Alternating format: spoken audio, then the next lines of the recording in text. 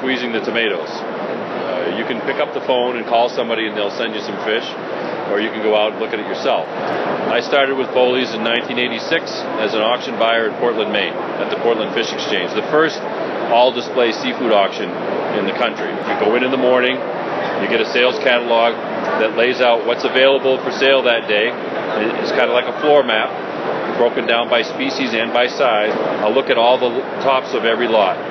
And then the ones that I do like, I'll go and look at them again, only this time I'll dig deeper. Now, we have a couple other levels of defense so that when it gets to the plant, somebody else inspects my work, they look at every fish, and if I have problems, I hear about it. We have extremely disciplined buying so that we put people in each of the New England ports every single day looking at the fish, buying fish that's only 24 to 48 hours out of the water. If you are that disciplined in your buying standards, you're going to produce a better tasting, fresher fish that then ends up in plates all across America. We try to figure out the most efficient way of getting the goods from the ocean floor to the old adage, the tabletop, and I think that our customers, that message resonates with them. If we do a good job, we're building our businesses for the future. We know that seafood is a more important, nutritious component.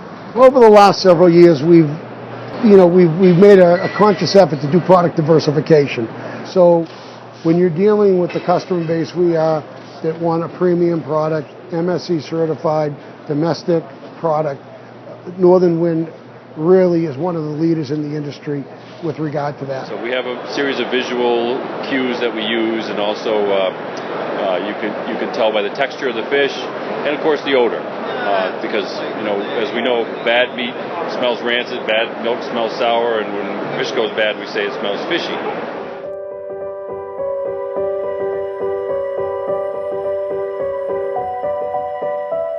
So we felt like it was very important to promote locally harvested New England species. And our goal with 91% of the seafood imported in the U.S. is to make sure that we're fighting for space in retail cases and on menus for New England harvested fish. And when we get that 24 to 48 hour fresh scallop or fresh piece of lemon sole into the chef's mouth and into a guest's mouth, oh my gosh, they never want to go back.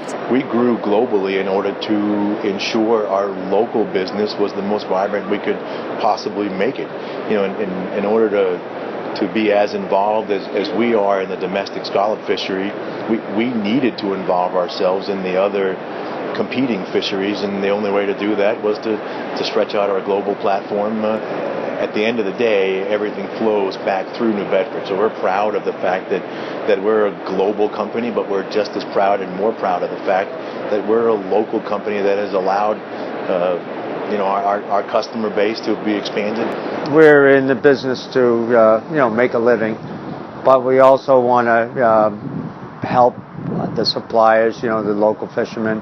My biggest concern is when we have a customer that says to us, I will do business with you if you have the lowest price, shoot me a price sheet. And I always think, you know what, that's probably not someone that's going to be a good partner with Foley Fish, because there's so many different items that someone could price under cod.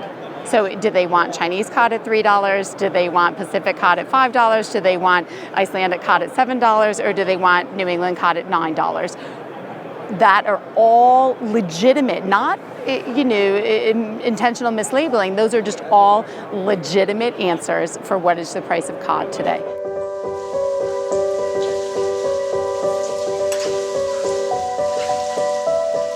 From a traceability perspective, being a vertically integrated company is exactly the template you're looking for, because we really don't have any additional components other than ourselves from the beginning of that process till the end. So for us, we're very capable and able to be able to trace those goods from the in the case of scallops, specifically from the individual tow and the day that it happens, all the way to the lotted box that ultimately ends up in the possession of our customers.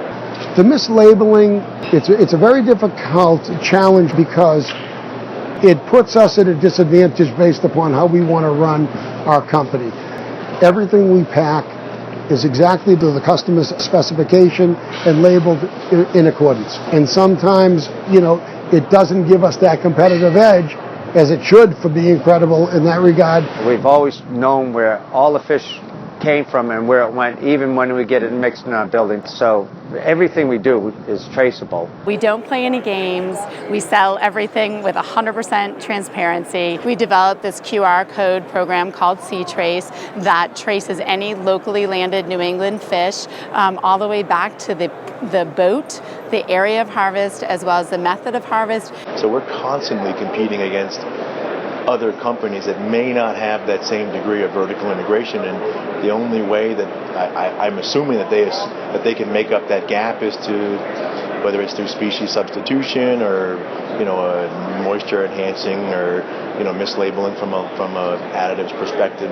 So we face it every day. We would love nothing more than there never be an ounce of seafood fraud. The tighter a customer can be in their specs in terms of where the product should come from and what that spec is for the individual product. We are an all-natural only tuna, so I don't want to be pricing against a frozen number 3 tuna that's had CO gas done to it. So that's where labeling is really important to us. So we're sure that when we're in a competitive situation that we're pricing apples to apples.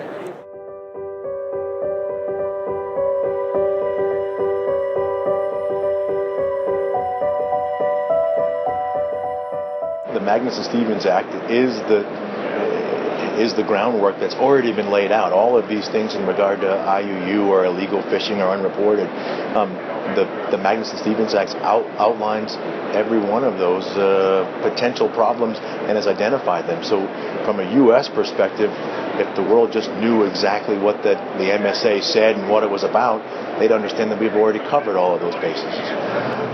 We wanted to become MSC certified because a lot of the customers we do business with have asked for that on their packaging. And we take pride in the fact that we're part of the American Scallop Association. We're very proud of our North Atlantic fishery, and we want to be able to offer that MSC certified through our traceable efforts to the end user.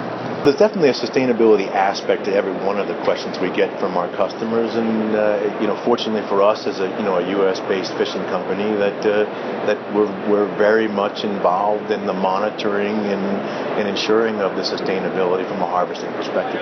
And the public wants to know about sustainability. Retailers do, some chefs. My time on the council demonstrated to me the amazing amount of rules and restrictions and quotas that are enforced upon these fishermen to ensure that there are fish in the ocean for future generations. There's a lot of things going on that's sustainable just by the nature of way the fishery is being regulated, or maybe even over-regulated. So there's really not a lot of real concern of real bad practices going on right now. So there's a lot of sustainability built in, but that message isn't always going out. As a 4th generation company in our 109th year of business, it is very important to be a sustainable company. Every single species that we are pulling out of the ocean and serving up to our clients, to our chefs, and to our specialty retailers are sustainable, because every single species that's harvested in the United States of America is subject to a triple buffer: a maximum sustainable yield, an overfishing limit, an acceptable biological catch, and then an ACL set under all 3 of those target levels. So we're able to go to our customers and inform them about how the fisheries of the U.S. are managed, that it's illegal to be overfishing, and that they are coming from a sustainable resource. And that's really comforting. Our customers want to know that we are harvesting from well-managed, sustainable fisheries.